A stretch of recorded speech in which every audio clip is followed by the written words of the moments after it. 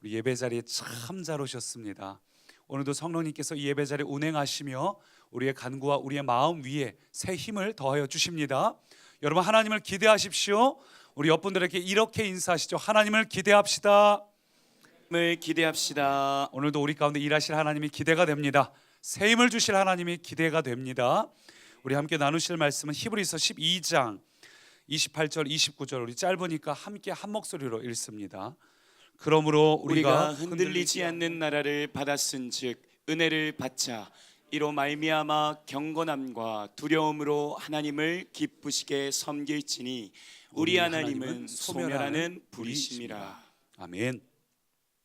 저는 요즘 40일 저녁마다 나오시는 우리 성도님들 보면서 가슴이 참 뭉클합니다. 왜냐하면 어떤 분들은 예배 시간에 놓치지 않기 위하여서 차가 많이 막히니까 결국 저녁 식사를 포기하고 오신다든지, 버스를 2번씩 갈아타면서 먼 곳에서 오시는 분들, 또 아이를 유모차에 태우고 업고 그렇게 해서 걸어서 오시는 분들, 또 형편이 여의치 않아서 상황이 그렇지 안 돼서 유튜브로 같이 보시면서 예배하는 분들 보면서 그 열정과 열심을 보면서 하나님께서 그것을 기뻐 받으실 거라는 생각에 마음이 뭉클합니다. 또 한편으로는 마음이 굉장히 무겁습니다. 그렇게까지 오는 그 이유, 이 자리에 와서 하나님 앞에 엎드려서 울며 고백하며 무릎 꿇고 하나님 앞에 통곡하는 그 모습을 보니까 그 절박하다는 상황 속에 제 마음이 묵직해집니다.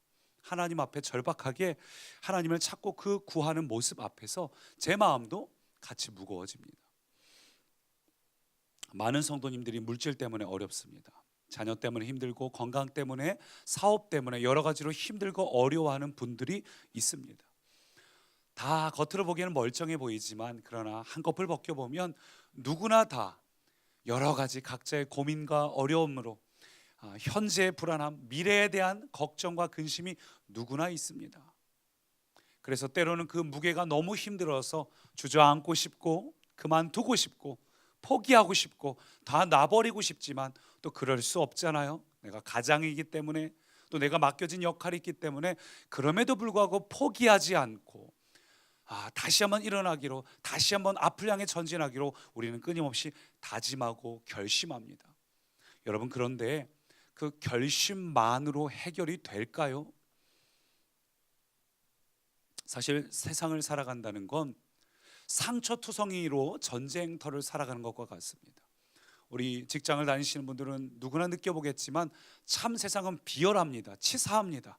어떻게든 서로를 밟고 올라가려는 그 모습을 보면서 이건 세렝게티의 야생의 세계 못지않은 것이 우리가 살고 있는 이 세상이구나. 참 치사하고 비열하고 비정하고 그런 경쟁 속에서 우리는 지쳐가고 피곤하고 고단해집니다. 그래서 한편으로 하나님께 너무 감사한 것은, 하나님이 만약 세상처럼 나를 평가하고 판단한다면 여러분 어떠시겠어요? 세상 사람들처럼 나를 실력으로 비정하게 판단한다면 그 자체만으로도 우리는 시험에 들겠지만, 또 하나님 앞에 우리가 내세울 만한 자격도 없습니다. 여러분, 그래서 너무 감사해요. 세상은 우리를 판단하고 이용하고 때로는 버릴 수 있지만, 하나님은 언제나 우리를 사랑하시고 우리를 고아처럼 내버려 두지 않으십니다. 하나님은 자격이 없고 부족하고 못난 우리를 평가하시는 분이 아니라, 너 왜 그렇게 사느냐고 정죄하시는 분이 아니라, 우리가 그렇게 살 수 있도록 도우시고 힘을 주시고 격려하시고 우리가 앞을 향해 전진할 수 있도록 밀어주시는 아버지 하나님이시기 때문입니다. 하나님, 우리가 자격 없음에도 불구하고 끝까지 우리를 사랑하십니다. 끝까지 우리를 책임지십니다. 그래서 이것이 복음, 복된 소식이에요. 한량 없는 은혜, 자격 없는 우리에게 주어진 사랑은 은혜입니다. 그래서 오늘 우리가 읽었던 이 히브리서 12장, 너무 길어서 다 읽지 못했지만 12장을 보면은 이런 하나님의 은혜를 잘 표현하기 위해서 2개의 산이 등장합니다. 하나는 시내산이고 또 하나는 시온산입니다. 시내산은 모세와 백성들이 하나님의 계명을 받은 산이죠. 그것을 이야기를 하면서 뭐라고 표현하냐면, 시내산에서 하나님의 임재가 있을 때 모든 백성들이, 심지어 모세를 포함해서 모두가 하나님의 임재 앞에 두려워했다라고 말합니다. 아무리 모세라고 할지라도 하나님의 임재 앞에서는 누구나 다 자격이 없고 하나님의 임재 앞에 초라하고 부족하기 때문에 두려워할 수밖에 없습니다. 근데 22절 보니까 이 시내산하고 딱 대비가 되는 산이 하나 등장합니다. 시온산. 같이 읽을까요? 22절입니다. 그러나 너희가 이른 곳은 시온산과 살아계신 하나님의 도성인 하늘의 예루살렘과. 여기서 너희가 이른 곳은 했는데 너희는 바로 신약 세대를 살고 있는 우리지요. 우리가 이른 시온산은 어떤 곳인가? 하나님, 살아계신 하나님의 도성이에요. 시온산에도 동일하게 살아계신 하나님의 임재가 있습니다. 근데 하나님의 임재가 있는데 그것은 두려운 곳이 아니라 기쁨의 도성이에요. 성경을 보면은 우리말 성경에 나와 있지 않지만 원어로 보면 기쁨이란 단어가 들어 있습니다. 그러니까 하나님의 임재가 동일하게 있는데 왜 우리가 두려워하는 것이 아니라 어째서 기뻐할 수 있을까? 그것은 24절 보니까 예수님의 보혈로 우리에게 그 자격이 주어졌다고 선포를 합니다. 그래서 방금 읽은 22절 너희가 이른 곳은이라고 할 때 이 이르다는 표현이 완료 시제로 기록되어 있어요.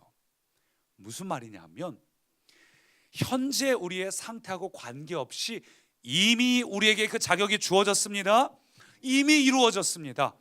아브라함에게 언약을 맺으셨을 때처럼 아브라함 75세에 언약을 맺을 때 그때 아브라함은 아직 자격이 없습니다. 아브라함 앞으로 어떤 실수를 하고 어떻게 넘어질 것인지 얼마나 반복해서 그렇게 되는지 하나님은 알고 계시죠. 그럼에도 하나님은 현재 아브라함의 모습과 관계없이 이미 너에게 그 약속을 하십니다. 그래서 두 명이 걷는 게 아니라 혼자 걸으셨죠. 계약이 아니라 언약이 되셨습니다. 여러분 이게 하나님의 은혜예요. 하나님은 현재 내 상태하고 관계없이 이미 너에게는 그 자격이 주어졌다 선포하셨습니다. 이것이 복음이고 이것이 은혜입니다. 하나님은 우리가 완벽해지면 그때 널 인정할게 이런 세상의 방식이 아니라 하나님은 우리가 얼마나 연약하고 불완전한 존재인지를 알고 계셔요. 그럼에도 세상처럼 우리를 냉정하게 버리시는 게 아니라 하나님은 도리어 예수님의 보혈을 통해 길을 여셨습니다. 이게 세상과 하나님의 차이입니다. 세상은 우리를 판단하고 평가하고 정죄하지만 하나님은 우리를 사랑하셔서 우리의 친구가 되십니다. 우리를 붙잡아 주십니다. 뿐만 아니라 자격이 없는 우리에게 예수님의 보혈로 하나님 나라의 유산을 상속하셨습니다. 28절 같이 읽습니다. 그러므로 우리가 흔들리지 않는 나라를 받았은즉 은혜를 받자. 우리가 흔들리지 않는 나라, 하나님의 나라를 약속으로 받았는데 그것은 흔들리지 않습니다. 하나님 우리에게 주신 약속은 우리의 상태에 따라 흔들리는 것이 아니라 완전합니다. 흔들리지 않는 나라를 우리에게 주셨으니 은혜로 받자. 여러분 이 은혜로 받자는 말이 원어로 보면은 이미 이루어진 그 은혜의 것을 우리가 빼앗기지 말자, 놓치지 말자, 잘 소유하고 있자, 온전히 붙들고 있자 이런 뜻을 가지고 있어요. 여러분 하나님께서 이미 우리에게 주신 하나님의 은혜, 하나님의 나라 흔들리지 않고 영원한 것, 이 주어진 것을 놓치지 마십시오. 온전히 붙드시기 바랍니다. 하나님의 나라가 이미 우리 가운데 에베소서 표현대로 찬송하리로다. 하늘에 속한 모든 신령한 은혜, 하늘에 속한 모든 신령한 은혜, 그것을 우리에게 주셨습니다. 여러분 이걸 놓치지 마십시오. 우리가 어떻게 하면 전쟁 같은 인생에서 승리할 수 있을까? 그것은 어떻게든 버티려고 결심해서 해결되는 게 아닙니다. 우리에게 새로운 결심이 필요합니다. 그게 무엇인가? 오늘 우리를 향해 흔들리지 않고 주어진 이 하나님의 나라를 내가 붙잡겠다, 붙들겠다는 새로운 결심이 필요합니다. 그래서 우리가 28절 뒷부분을 보면 이렇게 말합니다. 흔들리지 않는 나라를 받았은즉 은혜를 받자. 그리고 그 다음 같이 읽죠. 이로 말미암아 경건함과 두려움으로 하나님을 기쁘시게 섬길지니. 하나님을 기쁘시게 섬길지니 이게 무슨 얘기냐면 하나님이 받으실 만하게 하나님이 기뻐하실 방법으로 섬기자는 거예요. 우리가 선물을 한다고 해도 내가 주고 싶은 선물이 있는가 하면 그분이 받으실 만한 선물이 있지요. 내가 주고 싶은 걸로 드리면 사실은 그건 뇌물이고 그분이 받으실 만한 선물로 드리는 거야말로 진짜 마음이죠. 여러분, 하나님 앞에서 우리가 그 하나님을 섬기되 내 방법, 내 기준, 내가 하고 싶은 대로 섬기는 것이 아니라 하나님이 기뻐하시고 하나님이 원하시는 방법으로 섬겨야 됩니다. 그렇게 할 때 나의 결심이 비로소 결실이 됩니다. 여러분, 우리가 새로운 결심이 필요합니다. 그게 무엇이냐면 단순히 버티고 노력하는 것이 아니라 하나님의 은혜를 붙들기로 결심을 하되 하나님이 기뻐하시는 방법으로 그리하기를 결심해야 됩니다. 그 첫 번째 무엇인가 한번 따라 하시죠. 하나님 안에서 살기로 결심하라. 하나님 안에서 살기로 결심하라. 하나님 안에서 살기로 결심해야 됩니다. 왜냐하면 포도나무는 그 가지는 포도나무 안에 거할 때 열매를 맺기 때문이지요. 하나님 안에 살기로. 28절 다시 보면 이렇게 말합니다. 그러므로 우리가 흔들리지 않은 나라를 받았은즉 은혜를 받자. 이로 말미암아 경건함과 두려움으로 하나님을 기쁘시게 섬길지니. 하나님을 기쁘게 하는 방법이 두 가지가 등장하죠. 경건함과 두려움입니다. 그래서 우리가 기억해야 될 첫 번째 키워드는 경건함이에요. 경건함. 경건함으로 하나님을 기쁘게 섬기라고 말하는데, 이 경건함이 무슨 뜻인가? 율라베이아란 단어인데 이것은 존경하다, 공경하다, 그분을 인정해드리다, 이런 뜻을 갖고 있어요. 여러분, 우리가 경건함으로 하나님을 섬긴다는 게 무슨 뜻인가?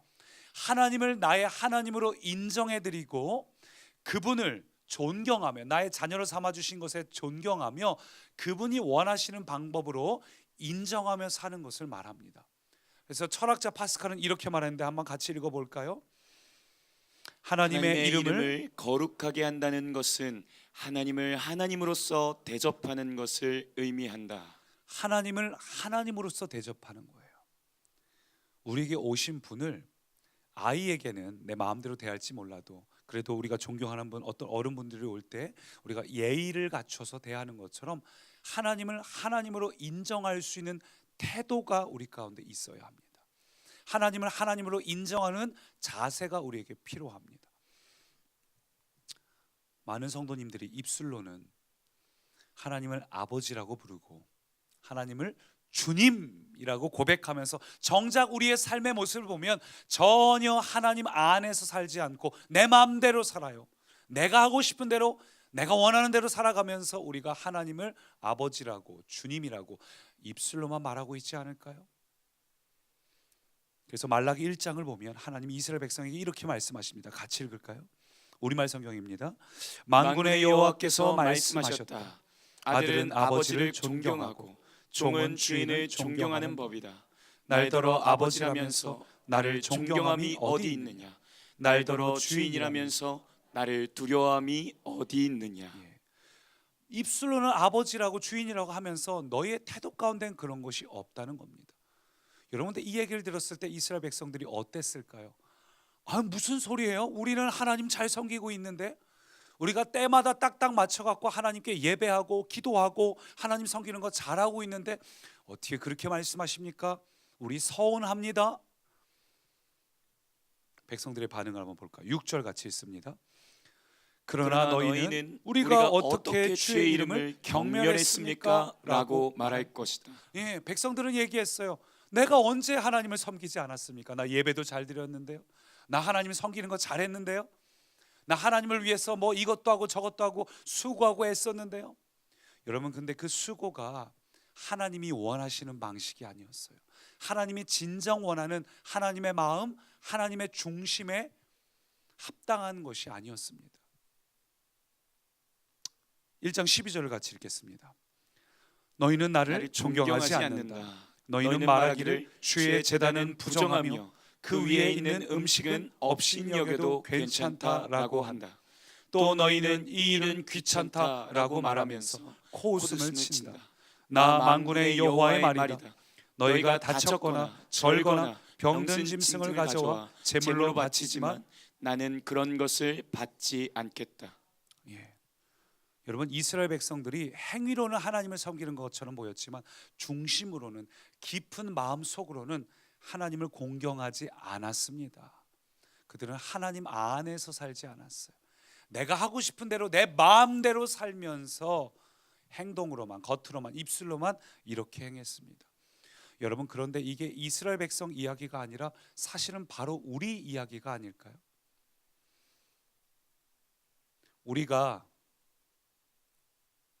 하나님을 섬긴다고 하지만 주일에는 와서 이 자리에 와서 예배드리고 하나님의 기쁨이라고, 하나님이 날 구원하셨다고, 하나님이 나의 주님이라고 말은 하고 있지만 내 삶의 현장에선 그것과 아무 관계없이 살고 있지는 않습니까? 나머지 6일 동안은 내 마음대로 내가 하고 싶은 대로 살면서 입술로만 내가 주님을 섬긴다고 이야기하지 않습니까? 하나님을 섬긴다고 하지만 그 시간이 아까워서 피치 못해서 어쩔 수 없이 하나님은 내 우선순위에서 다 밀려난 채 살고 있지 않습니까? 여러분, 오늘 하나님 우리에게 말씀하고 계셔요. 하나님 안에 사시기를 축원합니다. 하나님 안에서 살아야 됩니다. 왜냐하면 우리에게 하나님께서 흔들리지 않는 나라를 유산으로, 상속으로 주셨기 때문에 그 하나님을 인정하고 존경하는 태도가 우리 가운데 있어야 됩니다. 말로만 하나님을 섬기지 마시고 여러분 삶으로 보여주시기 바랍니다. 우리를 향해서 하나님 원하시는 건 아주 심플해요. 신명기 10장 같이 있습니다. 이스라엘 백성들이여, 여러분의 하나님 여호와께서 여러분에게 바라는 것이 무엇이요? 그것은 여러분의 하나님 여호와를 존경하고 주께서 명령하신 말씀을 따르며 주를 사랑하고 마음과 정성을 다하여 여러분의 하나님 여호와를 섬기는 것이요. 여러분, 한 주간 어떻게 사셨어요? 한 주간 동안 살면서 수많은 갈등과 고민이 우리에게 있지 않습니까? 갈등할 때 갈등을 그냥 갈등으로 두셨나요? 아니면 하나님 안에서 풀려고 수고하셨나요? 그냥 세상 사람들처럼 똑같이 낙심하고 절망하고 스트레스 받고 사셨습니까? 아니면 그 문제를 가지고 매 순간 하나님 안에서 해결하려고, 하나님 어떻게 하면 좋습니까? 하나님 이것이 나를 힘들게 하는데 어떻게 하면 좋습니까? 여러분, 입술로만 하나님 믿는다 하지 마시고 삶의 현장에서 하나님 안에서 사시기를 축원합니다. 고통이든 고민이든 갈등이든 하나님 안에서 해결하려고 애쓰시기 바랍니다. 그것이 하나님 우리에게 원하시는, 우리가 해야 될 새로운 결심입니다. 여러분, 경건하게 산다는 것이 어떤 것인가, 그것을 구체적으로 우리에게 보여주는 롤 모델이 있어요. 우리가 오늘 방금 전에 읽은 이 경건함이라는 단어, 율라베이어라는 단어가 신약성경 전체에서 딱 2번 사용됐습니다. 그 중에 한 번이 방금 읽은 본문이고 또 하나도 똑같이 히브리서에 등장하는데 히브리서 5장 말씀입니다. 같이 읽죠. 그는 육체에 계실 때에 자기를 죽음에서 능히 구원하실 이에게 심한 통곡과 눈물로 간구와 소원을 올렸고 그의 경건하심으로 말미암아 들으심을 얻었느니라. 이 말씀이 누구에게 대한 말씀일까요? 말씀 한번 잘 보세요. 그는 육체에 계실 때에, 예수님에 대한 장면이에요. 바로 예수님이 고난받기 직전에 대한 말씀입니다. 예수님께서 육체로 계실 때에 예수님께서 심한 통곡과 눈물과 간구로 소원을 올렸다. 그리고 경건하심으로 들으심을 얻었느니라. 여러분, 우리가 예수님을 생각할 때 예수님은 고난 앞에서 의연하셨을 거라고 생각을 합니다. 그러나 예수님은 하나님이자 또한 사람이셨기 때문에 그분도 고난 앞에서 똑같이 고통스러워 하셨습니다. 특별히 겟세마네 동산에서 십자가의 사건을 앞두고 예수님께서는 오늘 본문의 표현대로 심한 통곡과 눈물과 간구를 하셨습니다. 단순히 십자가의 어떤 육체의 고통이 괴로운 것이 아니라 너무나 사랑하는 하나님 아버지와의 관계가 끊어지는 거잖아요. 그 순간 하나님 아버지께서 예수님을 향해서 더 이상 사랑하는 아들이 아니라 그 순간만큼은 십자가에서 이제 온 인류의 죄와 저주를 온통 담당해야 됩니다. 나를 사랑하는 아버지가, 분명 사랑하는 아버지가 나에게 이제 쏟아부을 모든 인류의 저주와 죄, 과거부터 미래까지 모든 죄가 한 방울도 남김없이 예수님 위에 부어질 걸 생각하니까 너무 고통스러운 거예요. 예수님께서는 심한 통곡과 눈물과 간구로 기도하셨습니다. 여러분, 그래서 예수님은 우리의 기도와 간구에 공감하실 수 있는 분이에요. 우리가 때로 육신이 연약하고 어떤 힘들고 어려운 일 앞에서 우리가 고난당할 때 주님은 그 마음을 이해하실 수 있는 분이에요. 우리가 얼마나 고통스러운지를 아시는 분입니다. 여러분, 근데 이 말씀에서 중요한 핵심이 뭐죠? 고난을 고난으로 끝나지 않으셨다는 겁니다. 예수님은 경건함으로 반응하셨다는 겁니다. 여러분, 그게 중요합니다. 우리 안에 찾아온 고통과 고난을 그냥 고난으로 끝낼 것이냐, 아니면 고난을 믿음으로 반응할 것인가? 여러분, 그 결심의 차이가 바로 신앙의 차이입니다. 예수님은 당신이 당하는 고난 중에도 율라베이야, 경건하셨습니다. 무슨 뜻이었죠? 율라베이야가 인정하는 거예요. 하나님께서 하시는 일, 그것을 내가 인정하고 하나님께서 하시는 것을 그대로 순종하고 받아들인다는 뜻입니다. 예수님은 하나님의 뜻 안에 순종하기로, 하나님 말씀 앞에 그 뜻을 따르기로 결심하셨습니다. 여러분, 고통이 올 때 내가 주님의 손을 놔버리고 밖으로 나가지 마세요. 마치 아이들 처음에 수영 연습 같은 거 시킬 때 물에 들어가길 무서운 아이한테 이게 얼마나 즐거운 건지 몰라 하고 끌어안고 이렇게 가는데 막 아버지가 정말 나를 죽일까 봐 그거 뿌리치고 물 밖으로 뛰쳐나가지 마세요. 고통 중에 주님이 나를 붙잡고 계시면 여러분, 그 고통 안으로 들어가는 것이 정답입니다. 근데 이 고통을 내가 해결해 보려고, 내가 피하려고 주님 손을 놔버리고 뛰쳐나가지 마십시오. 여러분, 그리스도인이라고 해서 고통이 없는 게 아닙니다. 그리스도인도 똑같이 힘들고 어렵습니다. 이 세상을 살아간다는 건, 이 세상은 죄로 인해서 아담과 하와 이후로 이 세상은 아무리 우리가 노력을 한다 해도 가시와 엉겅퀴가 나오게 돼 있습니다. 불합리합니다. 그게 이 세상입니다. 그리스도인들도 똑같이 사는 것은 고통스럽고 어렵습니다. 그러나 그리스도인과 세상 사람들의 결정적인 차이는 그 고통과 눈물 이후에 드러납니다. 고통의 순간에 어떤 결심을 할 것인가. 히브리서가 쓰여질 당시에도 수많은 성도들이 핍박과 고통과 어려움을 당했습니다.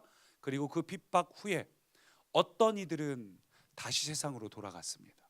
어떤 이들은 마치 광야 생활 중에 난 애굽에서 먹던 고기와 수박과 부추와 마늘이 그립다, 돌아가고 싶다 했던 사람들처럼 어떤 성도들은 히브리서 당시에도 돌이켜 세상으로 돌아간 존재들도 있습니다. 근데 반면에 어떤 성도들은 똑같이 고통과 어려움이 오지만 그럼에도 나는 하나님을 놓치지 않겠다, 괴로움을 가지고 주님 앞에 나와서 주님 안에서 해결하겠다, 갈등을 피하기 위해서 맞부딪히고 싸우는 것이 아니라 주님, 이 갈등을 어찌하면 좋을까요? 어떻게 하는 게 하나님의 뜻입니까?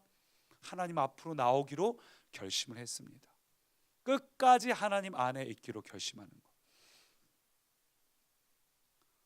여러분이 지금 고민하고 갈등하는 문제가 뭐가 있습니까? 여러분, 그 갈등과 고민을 여러분 방법으로 해결하면 시원할까요? 여러분의 능력으로 누구 가진 사람, 조건 있는 사람 붙잡고 해결하면 당장은 여러분이 고기와 수박과 부추와 마늘을 먹는 것 같은 기분이 들지라도 여러분은 다시 애굽의 노예로 돌아가는 것입니다. 여러분, 끝까지 하나님 안에 머무시기를 축원합니다. 죽을 것 같은 고난이 와도 하나님의 손을 붙잡고 하나님의 이끄심을 인정하시기 바랍니다. 갈등이 오고 어려움이 온다 할지라도 여러분, 하나님 안에서 해결하십시오.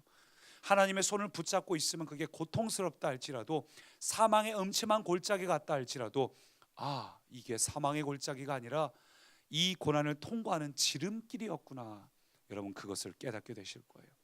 오늘 우리가 하나님의 손을 놓치지 않고 붙잡을 때 반드시 약속의 땅에 들어갈 줄 믿습니다. 새로운 미래가 우리 가운데 반드시 이루어집니다. 어떤 순간에도 하나님 안에 머무십시오. 우리 한 주간이 입술로만 하나님 앞에 믿는다고 고백하는 삶이 아니라 삶으로 하나님 안에 머무시기를 간절히 축원합니다. 두 번째는 한번 따라 하실까요? 하나님 앞에서 행하기로 결심하라. 하나님 앞에서 행하기로 결심하라. 28절 다시 보니까 경건함에 이어서 두 번째 키워드가 두려움으로 하나님을 기쁘시게 섬길지니. 여러분, 두려움으로 섬겨야 된다고 말하고 있습니다. 두려움이라는 단어가 헬라어로 소문자로 떼오스예요. 대문자 떼오스는 하나님이고 소문자로 떼오스를 쓰면은 그건 뭐냐 하면은 그리스인들이 어떤 신들을 두려워하고 경외할 때 사용되는 표현, 마치 신의 상과 같은 그런 표현이 바로 이 두려움, 떼오스라는 표현이에요. 우리가 하나님 앞에서 섬긴다는 건 어떤 의미냐면은 하나님을 의식하고 하나님 앞에서 늘 깨어 있을 것을 이야기하는 겁니다. 여러분, 우리에게도 이 떼오스, 이 경외함이 필요합니다. 매 순간 좀 하나님을 의식하고 하나님 앞에서 살아야 돼요. 이게 왜 중요하냐면 하나님이 아브라함을 처음 부르실 때는 뭔가 조건이 없었습니다. 그냥 하나님의 말씀을 따라가기만 하면 됩니다. 근데 따라가고 그 중간중간 하나님께서 아브라함이 실수하고 아브라함이 못나고 부족해도 하나님께서 아브라함에게 찾아오셔서 조건 걸지 않으셨어요. 너 이거 이렇게 안 했어? 그러지 않으셨습니다. 그냥 아브라함을 격려하시고 위로하셨습니다. 그런데 아브라함의 나이가 99세가 되었을 때 하나님께서 아브라함에게 처음으로 조건을 거셔요. 그 조건이 뭐냐면 한번 읽어볼까요? 17장 1절. 아브라함이 99세 때에 여호와께서 아브라함에게 나타나서 그에게 이르시되 나는 전능한 하나님이라 너는 내 앞에서 행하여 완전하라. 내 앞에서 행하여 완전하라. 그리고 구체적인 실천 사항으로 할례를 모두에게 요구를 하십니다. 행하여 완전하라. 내 앞에 행하여 완전하라. 여러분 이게 무슨 얘기일까요? 완전하라는 것은 완벽해지라는 뜻이 아닙니다. 매 순간 하나님 앞에서 내가 정직하게 행하라는 거예요. 두려워함으로써 하나님 앞에서 내가 솔직하게 정직하게 하나님 앞에서 행하라. 늘 하나님이 날 지켜보신 것처럼 행하라. 당장 완벽해질 수는 없지만 늘 하나님을 의식하며 살라. 그게 하나님께서 아브라함에게 요구하신 거예요. 여러분 우리에게는 하나님께서 복의 근원이 되도록 택해 주셨습니다. 하나님께서 우리에게 복의 근원이 될 수 있도록 말씀하셨습니다. 그래서 2절 보니까 이렇게 말해. 한번 같이 읽어볼까요? 내가 내 언약을 나와 너 사이에 두어 너를 크게 번성하게 하리라 하시니. 여러분 하나님께서는 아브라함처럼 우리에게도 동일하게 이 약속을 주셨습니다. 반드시 내가 너를 복을 주고 내가 너를 세워주겠다. 여러분 근데 이 약속이 우리에게 이루어지려면 이 약속이 우리에게 실체가 되려면 우리가 아브라함처럼 깨어 있어야 돼요. 중요한 걸 기억하십시오. 99세에 말씀하신 이유가 뭘까? 그것은 이제 100세가 되면 아브라함에게 아들을 주시기 때문이죠. 약속이 이루어지려면 약속을 받으려면 이 약속 우리가 방금 읽은 말씀이 우리 가운데 이루어지려면 우리 역시도 하나님 앞에서 준비가 돼야 돼요. 여러분 지금까지 살았던 대로 살지 마십시오. 이 약속이 우리 가운데 이루어지기를 원하신다면 이제는 내가 하나님 앞에서 온전하게 정직하게 살겠노라고 결심하시기 바랍니다. 결단하시기 바랍니다. 하나님께서 오늘 우리에게 그것을 요구하고 있어요. 아브라함이 하나님을 오래 기다린 게 아니라 하나님께서 아브라함을 오래 기다리고 오래 참으셨습니다. 그리고 이제는 아브라함에게 너가 이제 약속이 실체가 되기 위해서 준비해야 된다. 여러분 오늘도 하나님 우리에게 동일하게 말씀하십니다. 여러분 왜 하나님이 나의 기도를 안 들으시지? 아까 말라기에 있었던 말씀처럼 하나님은 내가 이렇게 하나님을 섬겼는데 왜 그러시지? 여러분 우리가 하나님 안에 살지 않았었기 때문이고 하나님 앞에서 준비가 되지 않았기 때문이에요. 우리가 하나님을 기다린 게 아니라 하나님이 우리를 기다리고 계십니다. 뭘 할 수 있도록? 준비가 되도록. 여러분 하나님 앞에서 행하시기를 축원합니다. 세상을 의식하지 말고 세상을 두려워하지 말고 하나님을 두려워하시기 바랍니다. 하나님을 좀 의식하며 사시기 바랍니다. 이게 우리에게 필요합니다. 왜냐하면 에덴 동산에서도 동산 중앙에 선악과가 있었죠. 여러분 한번 생각해 보십시오. 선악과의 의미를 여러 가지를 얘기할 수 있지만 그 중에 한 가지 요소가 동산의 중앙에 있음으로써 어느 곳을 가든지 잘 보이는 곳에 선악과가 있습니다. 선악과가 뭐지요? 모든 것이 그들에게 주어졌지만 단 하나 그들 마음대로 할 수 없는 것입니다. 꼭 사단은 우리가 할 수 없는 것에 관심을 갖게 만들어요. 불평거리를 찾아내게 만듭니다. 근데 여러분 아담과 하와에게 이미 모든 것이 주어졌음을 기억하십시오. 모든 게 주어졌어요. 모든 게 주어졌는데 단 한 가지 주어지지 않은 것을 통해서 내가 이곳의 주인이 아니구나. 내가 최고가 아니구나. 내 위에 계신 하나님이 계시구나. 내 위에 주님이 계시구나. 그것을 의식하라고 잊지 말라고 동산에 가장 잘 보이는 곳에 선악과를 두셨습니다. 무슨 얘기일까요? 여러분, 창세 때부터, 창조 때부터 하나님은 우리에게 원하시는 한 가지 요소가 있어요. 너는 나를 좀 의식해야 된다. 너는 내 앞에서 행해야 된다. 여러분, 우리가 하나님을 의식하면 저절로 잘 살게 돼 있습니다. 저절로 거룩하게 돼 있고, 저절로 기도하게 돼 있고, 저절로 승리할 수 있어요. 두려워하지 않습니다. 살아계신 하나님을 의식하니까 내가 세상을 두려워하지 않을 수 있어요. 하나님을 의식해야 됩니다. 그래서 지금도 유대인들은 키파라고 부르는 모자를 씁니다. 이게 초대교회로도 이어져 가지고 지금도 초대교회 전통을 따라서 이 카톨릭에서는 미사포라고 부르는 수건을 덮죠. 남자들은 이제 뭐 사제나 이런 특별한 사람들만 모자를 쓰는데, 어쨌거나 이런 전통이 이 초대교회 시절도 있었습니다. 무엇에 대한 이야기죠? 하나님을 내가 의식하고 있는가? 여러분은 하나님 의식하고 계신가요? 여러분 하나님 앞에서 살고 계신가요? 여러분, 죄가 뭐고 의가 뭡니까? 죄는 하나님을 의식하지 않고 사는 겁니다. 내가 아무리 도덕적으로 착하게 산다 할지라도 하나님을 의식하지 않고 내 마음대로 살아가면 그건 죄입니다. 반대로 의가 뭐죠? 의는 하나님이 하나님 되심을 인정하고 그분을 늘 의식하며 살아가는 거예요. 동행하며 살아간다고 표현할 수도 있겠네요. 하나님을 늘 의식하며 살기 때문에, 나와 함께 하시는 하나님을 늘 붙잡고 살기 때문에 그런 사람은 환난 속에서도 소망을 얻습니다. 그런 사람은 어떤 두려운 상황 가운데 간다 할지라도 두렵지 않습니다. 막 어떤 나를 유혹하는 환경 속에 들어간다 할지라도 하나님을 의식하니까 두려워지는 것이 아니라 나와 함께 하시는 하나님 때문에 담대할 수 있어요. 오늘은 하나님의 빛이 나를 비추니까 더 이상 나를 두렵게 하고 나를 유혹하게 하는 것들이 아무것도 아니구나. 그냥 그거구나. 나와 함께 하신 하나님. 여러분, 하나님을 의식하는 훈련을 하시기 바랍니다. 말할 수 없는 복이에요. 하나님을 의식한다는 것이, 하나님 앞에 서라는 것이, 아브라함에게 하신 명령이 여러분을 힘들게 하라는 것이 아니라, 여러분을 부담스러우라고 하는 것이 아니라, 약속을 좀 받으라고. 너 이제 99세야. 너 받을 때가 됐어. 여러분, 우리를 향한 말씀이에요. 우리를 사랑하셔서 하는 말씀이에요.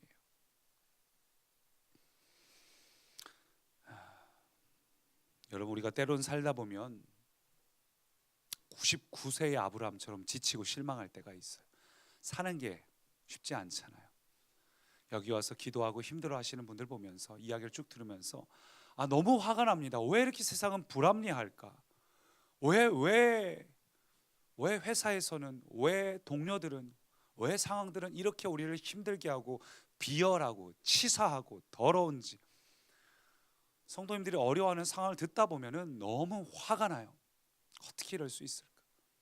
그리고 또 한편으로는 때로는 지치고 실망이 돼요. 아브라함처럼 이 상황을 언제까지 기다려야만 할지, 언제까지 버텨야만 할지.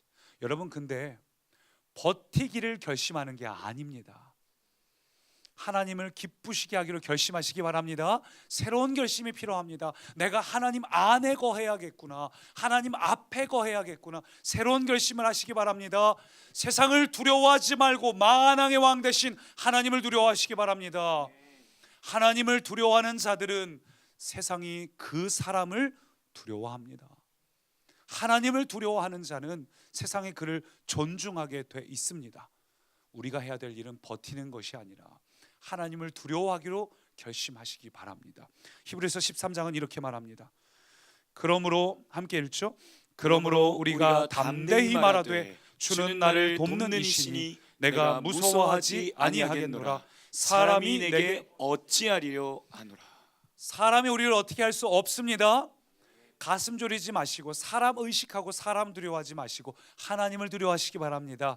그리고 하나님 안에 거할 때, 모든 상황을 하나님 안으로 가지고 올 때에 하나님께서 가지된 우리가 포도나무 안에 거할 때 저절로 결실을 맺게 하십니다. 오늘 그 주님 안에 거하기를 결심하면서 함께 이 찬양을 고백합니다. 우리 수많은 무리들이 줄지어 이 찬양 2절로 고백할 때에, 우리 2절 고백을 보면 나의 계획이 실패하고 나의 소망이 끊어질 때 우리 예수 이름을 붙잡겠노라고 이 찬양을 함께 고백합니다. 나의 계획이 실패하고 내 계획이 실패하고 때로 우리의 소망이 끊어질 때에 나의 소망이 끊어질 때 우리가 기억할 것은 삶의 주관자 되신 삶의 주관자 되신 무릎을 꿇어 기도하고 예배하는 것입니다. 나의 무릎을 주님 안에 나아갑니다. 안에 여러분의 삶을 주님께 맡길 때에 나의 삶을 그분께 맡길 비로소 때 우리의 영혼이 승리합니다. 평안합니다. 비로소 나의 마음 평안해 우리 주님의 이름을 붙잡고 나아갑시다. 구원의 반석 되신 예수의 이름을 소리 높여 내가 할 수 있는 것은 주님을 붙잡는 것입니다. 아멘. 우리 결심하며 예수 이름 높이세. 예수 이름 높이세 능력의 그 이름 예수 이름 높이세 구원의 그 이름 예수 이름을 부르는 자 예수 이름을 믿는 자 예수 이름 앞에 나오는 자 복이 일도다 우리의 복이 그런 대신 주님을 다시 한번 붙잡고 예수 이름 높이세. 예수 이름 높이세 우리가 결심하며 나아갑니다. 능력의 주님 우리가 주님 말을 붙잡습니다. 예수 이름 높이세 구원의 그 이름 예수 이름을 부르는 자 예수 이름을 믿는 자 예수 이름 앞에 나오는 자 복이 있도다. 우리 함께 합심으로 기도할 때에 우리에게 새로운 결심이 필요합니다. 여러분의 힘들고 어려운 상황을 버티기를 결심하는 게 아니라 가족 생각하면서 어떻게든 넘어지지 않으려 하는 것이 아니라 새로운 결심, 내가 예수의 이름만을 붙잡겠습니다. 예수 이름만이 구원입니다. 내가 절박하게 마치 야곱이 천사를 붙들고 나를 복을 주지 않으면 놓질 않겠노라는 그런 결심이, 하나님만을 붙잡는 결심이 필요합니다. 여러분 함께 합심으로 기도할 때 주님 내가 주님을 붙잡습니다. 주님 안에서 또 주님 앞에 살기를 결심하겠노라고 함께 기도합니다.